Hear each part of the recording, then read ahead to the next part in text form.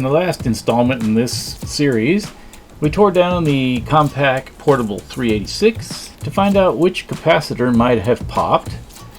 And while we were in there, we went ahead and took the floppy disk drive out and did a little service on it. We managed to find one blown capacitor. And while we were at it, we went ahead and removed the CMOS battery.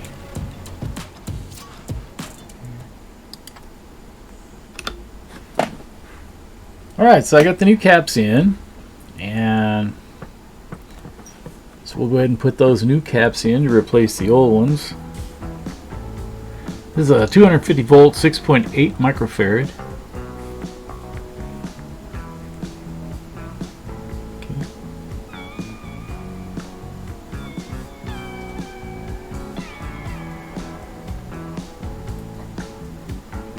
Here's the old cap that came out.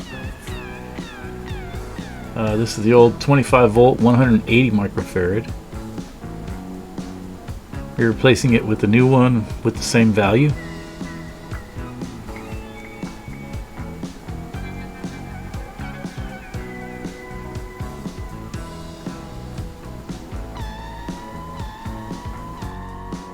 Bend those legs over a little bit, keep them in place. A little bit of flux.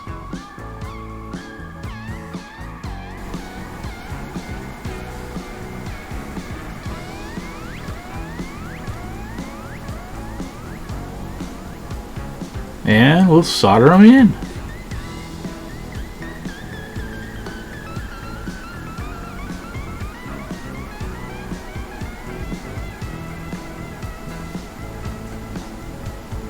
Ready? Now we'll just clip the legs.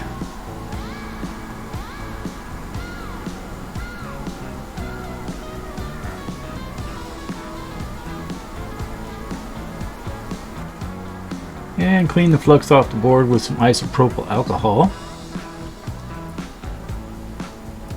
And the Yun beat the brush.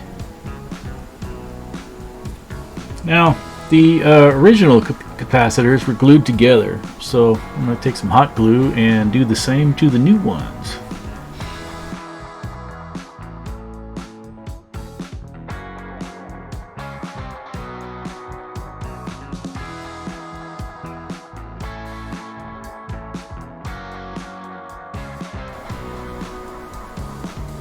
Okay, so we're going to pull off of the power supply for a second while the soldering iron is still hot. We'll go ahead and do our battery up. This is the old CMOS battery right here. And only thing we want from this is the connector and the wires. So here's the new holder. Holds a CR2032 button coin cell battery. Clip these wires right here, and we'll clip the other wiring harness off of the old battery there.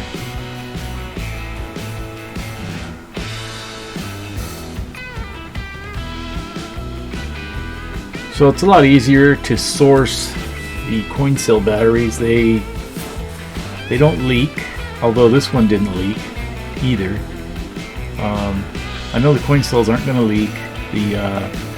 They're more plentiful and they're a lot cheaper. So there are a couple of reasons to do this. So I put this heat shrink tubing on here thinking I would put it over the whole thing. Well, I should have chosen a bigger piece. We'll get to that in a sec. Put a couple of smaller ones on there and then went in and soldered the wires together. That part worked out okay.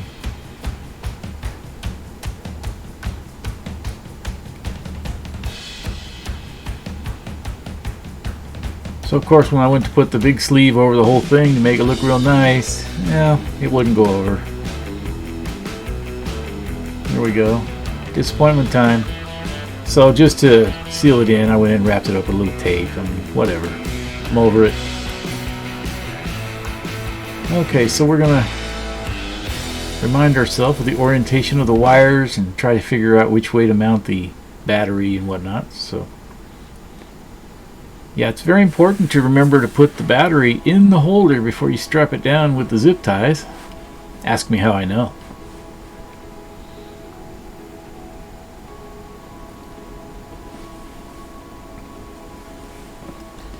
Okay, with the battery in there, we'll just strap it down with some zip ties and we'll be done with it.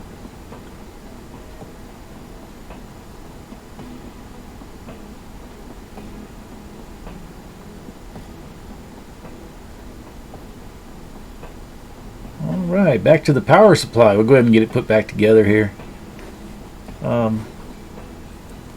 It's got that whole what do you call those? At any rate, you got to get the little button deals on the bottom of the board lined up with a big part of the hole and slot it in. And it's a little fiddly, but it's totally doable. I mean, it was a little frustrating. We got it done. Then put screws back in to put it back together.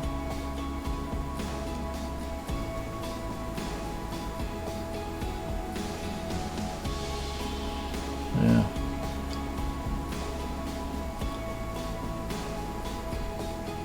The grommet back in place. Then we can try to figure out how the sheet metal lid goes on this thing. Here's a hint. If it's a small semi-threaded hole from the screws, it probably goes on the inside, huh? Since the screw goes in from the outside. There's a connector there I got to hook up.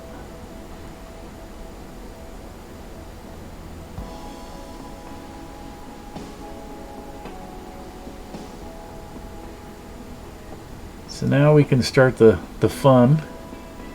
This way? No, no. This way? No, no. This way? No, no. Oh, okay. Must go like that.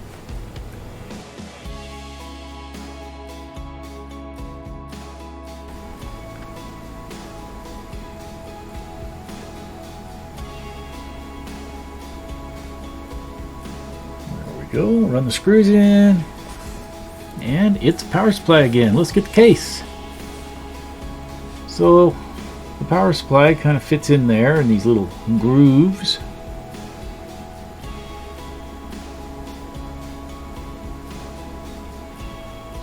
It's a little bit of a interference fit.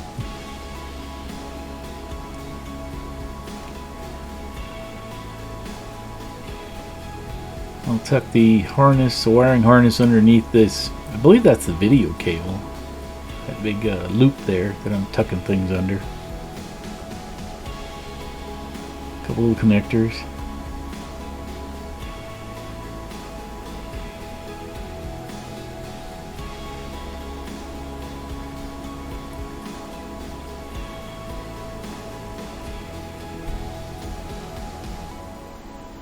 Alrighty. So we'll go ahead and slide the drive cage back in there. Seems kind of weird the way they routed the wires until you put the motherboard on and realize the connectors line up real nice with everything. So one screw keeps that cage in place, so that's pretty slick. Yeah, and then there's 4 screws that go in behind the screen that hold the power supply in place.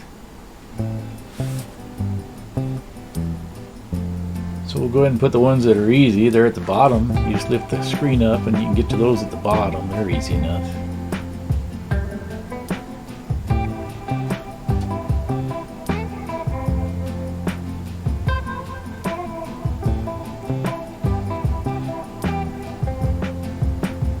Now it's time to do the nasty. So we'll get the bit out of the holder there, and we'll just use a pair of pliers to turn the screws till they're tight. Alright. Reconnect all the connectors.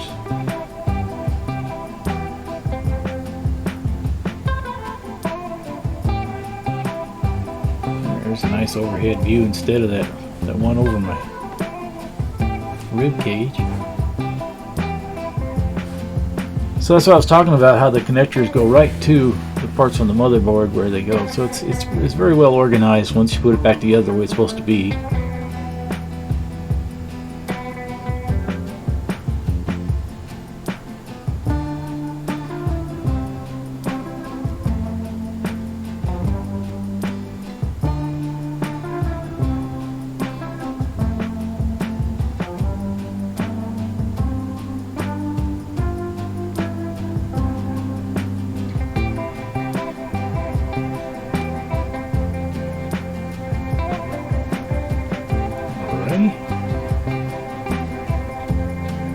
RFI shield.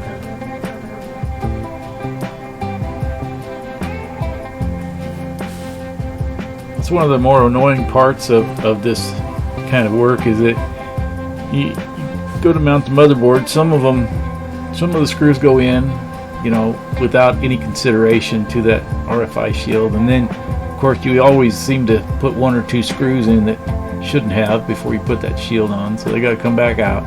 But at any rate,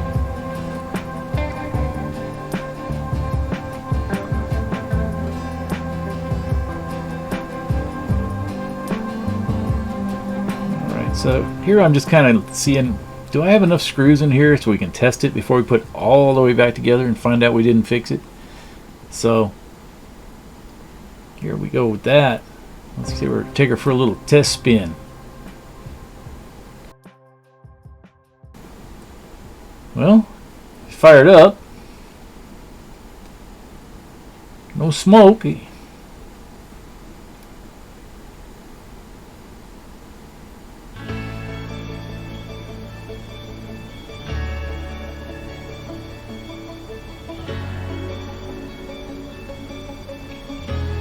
Alright, so I went ahead and gave it 5 minutes, and 5 minutes are up.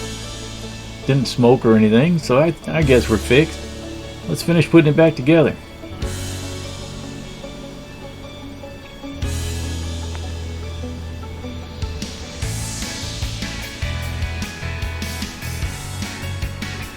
No shortage of screws in this one.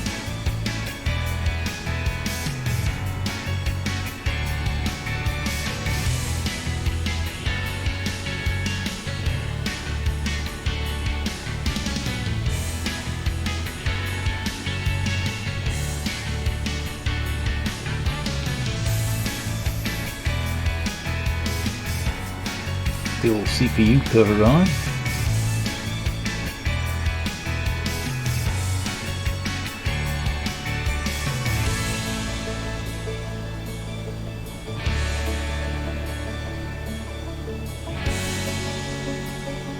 Can be a little fiddly.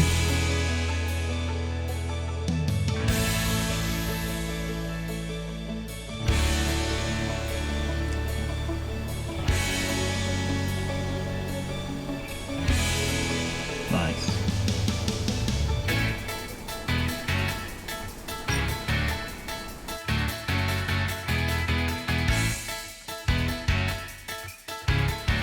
All right, let's put the case back.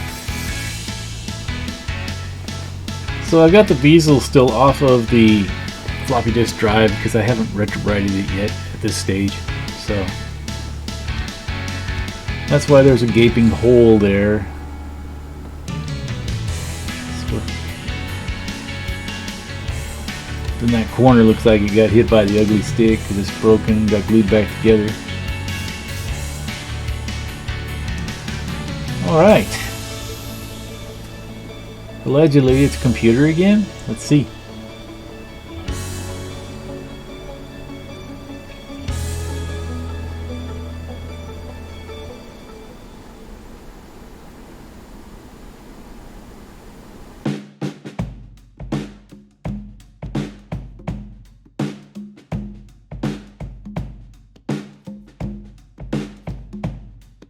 Not sure what I was fascinated by with that, but okay.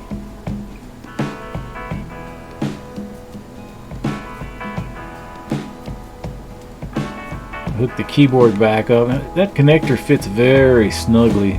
In other words, it doesn't quite fit, but we make it work. I thought it was better to do that and just kind of use that than to have another splice at that end of the cable. I think it looks better, and once it's in place, it's not an issue. It is a lot of work to get it in there. Raise the screen up. See, I've got my DOS disk there and my Compaq setup disk. So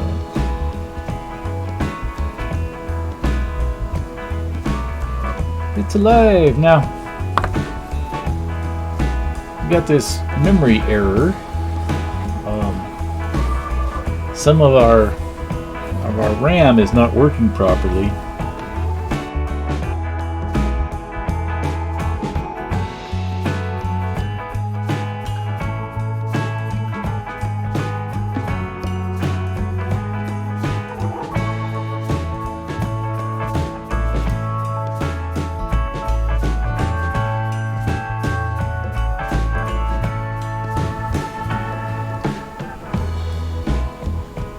So half the time here it'll show you got 1 mega RAM. And the other half the time it'll show you got 2 megs of RAM.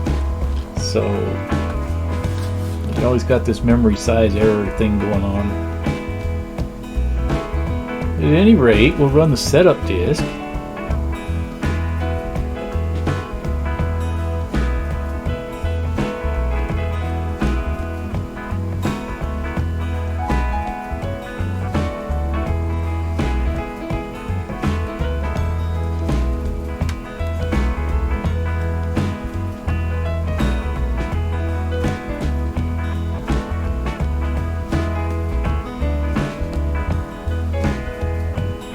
Look at that. After we run the setup disk and tell it it has a hard drive, the hard drive actually works. That old hard drive actually works. How about that? I was going to replace it with a CF card, but why would I do that if it works, if the hard drive works? So we'll just put that project on the back burner.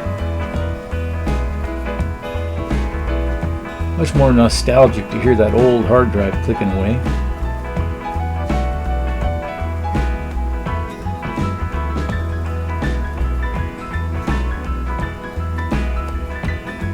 Nagging memory error. We're gonna have to do something about that.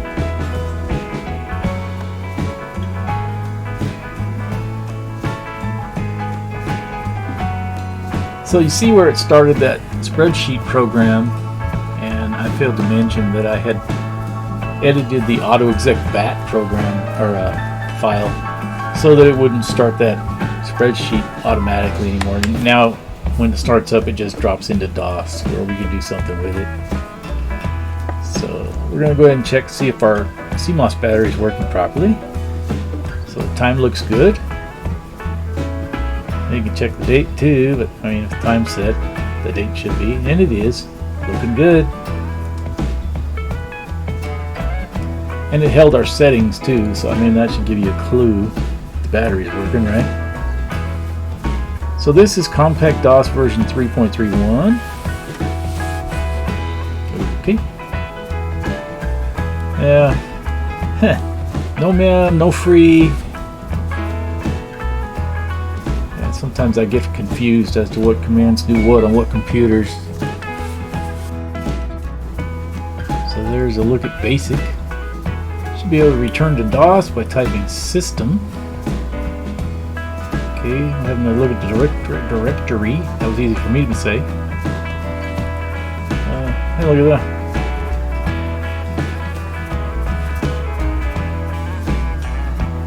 Alright. What's going on with A drive? On the floppy. So it looks like we still got the setup disk in there.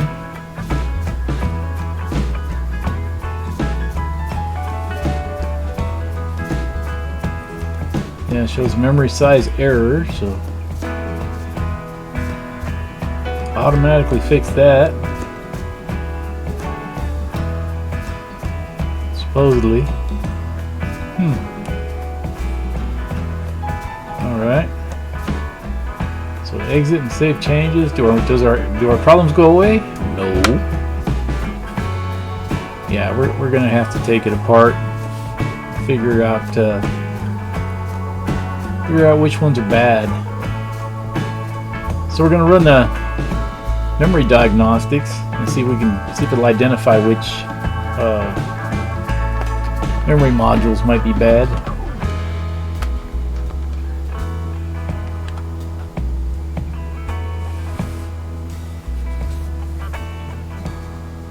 I sped this up 10 times just so it would be less annoying for the viewer. Alright, so let's go ahead and get this thing apart, and we will take care of that now. It showed in the memory test that I4, I think it meant J4. If you look on the board, they're listed as J for the memory modules. So I'm going to take them out in pairs, so we're going to take 3 and 4 out. We're also going to have to reset our jumpers. The jumpers are in here with the CPUs under that cover, and of course under the RFI shield is we'll find our memory. So modem's got to come out. That's that little chunk right there I got my hands on. That's actually just the bridge board or riser. The modem can stay in place. Anyway, there goes the RFI shield. And there's our memory modules. Get those out of there using my little pick. Okay, look at this one jumper.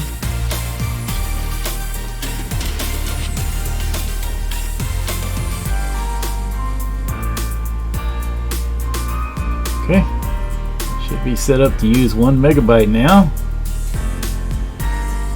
So, yeah, before we put the whole thing back together, let's just put this riser card back on there. Riser board thing. And we'll just give it a quick test before we put it all back together.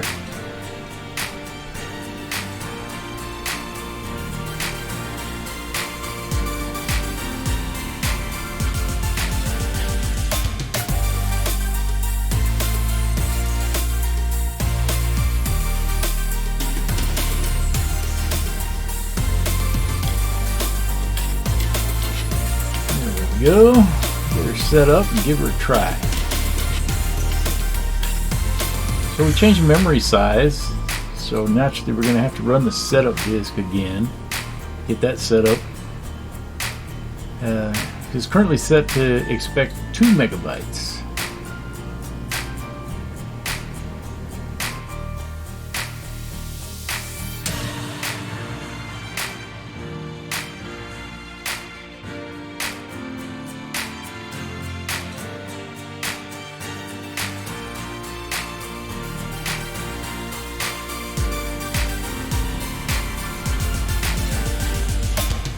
Okay, so we got our 1 megabyte of RAM. We got our error we expected. Memory size error, that's good. No parity error this time.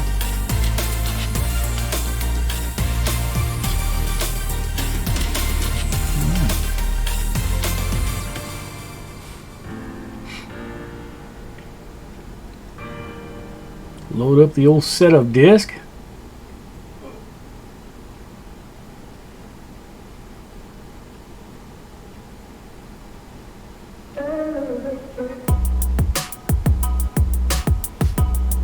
Alright, yeah, it automatically fixes it. So scrolling down here, we see that it shows it does have 1 megabyte of total memory.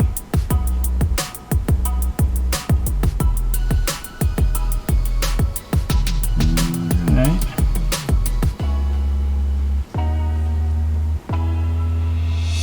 So we'll exit and save. So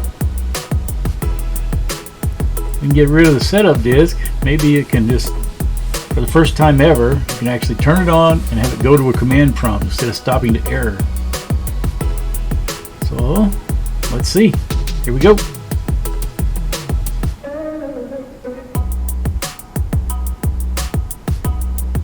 Okay, memory.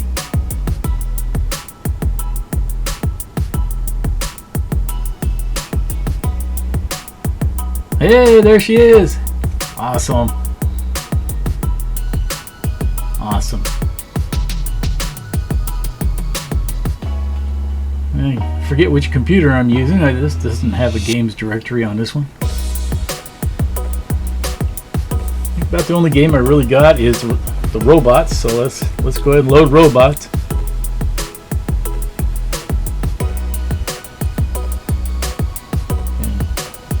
So we're going to need CGA and PC speaker. There it is in all of its plasma screen glory. Hey y'all, so thanks for watching the video, and we'll see you in the next one. Y'all take care.